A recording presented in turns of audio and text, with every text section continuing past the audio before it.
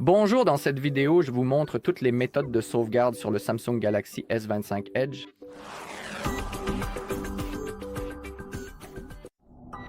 Très bien, alors commençons. Nous devons d'abord ouvrir nos paramètres. D'accord.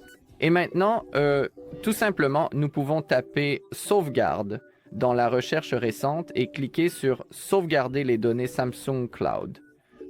Et ici, laissez-moi vous montrer toutes les options dont nous disposons. Alors commençons par la sauvegarde depuis le Samsung Cloud. Pour le faire, il faut cliquer sur sauvegarder les données et rappelez-vous que vous devez avoir votre compte Samsung créé et vous devez être connecté à celui-ci. Sinon, vous ne pourrez pas le faire. Donc maintenant, il suffit de sélectionner les éléments que vous souhaitez sauvegarder en les sélectionnant simplement ici, puis cliquez sur sauvegarder maintenant. Maintenant, le processus va commencer. Il suffit simplement d'attendre que ce soit terminé. Dans mon cas, cela ne va pas prendre beaucoup de temps car je n'ai pas tant de données que ça. Et maintenant, cliquez sur terminer. Et maintenant, notre sauvegarde a bien été effectuée et stockée sur notre Samsung Cloud. En dessous, nous avons la sauvegarde Google Drive. Nous devons cliquer sur sauvegarder les données. Et maintenant, sous le stockage du compte, nous pouvons voir notre compte Google sur lequel nous sommes actuellement connectés. Et rappelez-vous qu'à l'avenir, si vous souhaitez restaurer la sauvegarde, vous devez être connecté au même compte Google, celui que vous voyez juste ici sur votre appareil. Donc, tout simplement, n'oubliez pas l'adresse mail et n'oubliez pas le mot de passe de votre compte. Sinon, vous ne pourrez pas restaurer la sauvegarde. Maintenant, assurez-vous que la sauvegarde via Google One est activée juste ici. Même, vous pouvez également voir ci-dessous les détails de la sauvegarde, ce qui sera sauvegardé.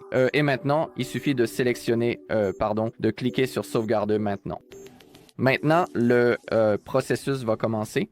Et maintenant, il suffit d'attendre que ce soit terminé. Donc, je vous retrouve une fois que ce sera fait.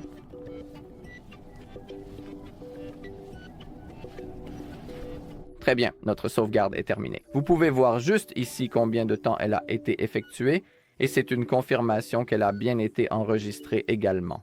Vous pouvez voir qu'après la sauvegarde, une information en bas de l'écran indique que vos données ont été sauvegardées.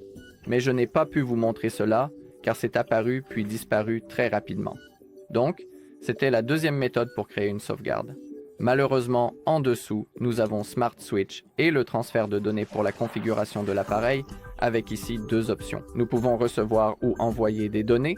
Ici, nous voulons envoyer ces données de cet appareil vers un autre, donc nous sélectionnons la première option. Nous avons l'option sans fil ou via le MMH, câble. Mais je ne sais pas vraiment pourquoi sur mon appareil cela ne veut pas fonctionner en fait. Donc malheureusement, je ne peux pas vous montrer cela, alors nous pouvons passer directement à l'option suivante, qui est le transfert vers un stockage externe. Pour le faire, nous devons avoir une carte SD ou quelque chose de similaire. Vous pouvez en lire plus à ce sujet également juste ici. Et dans mon cas, j'ai cette carte SD MMH que je vais insérer dans notre Samsung, donc je vais simplement le faire tout de suite. Voilà, elle est branchée.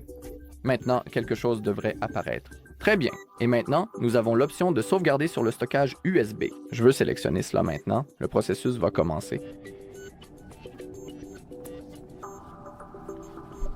D'accord. Maintenant, nous devons sélectionner les données à sauvegarder. Cela peut être simplement les appels, les contacts et les messages, ou des éléments personnalisés. Donc, c'est à vous de choisir. Dans mon cas, je veux seulement les appels, les contacts et les messages.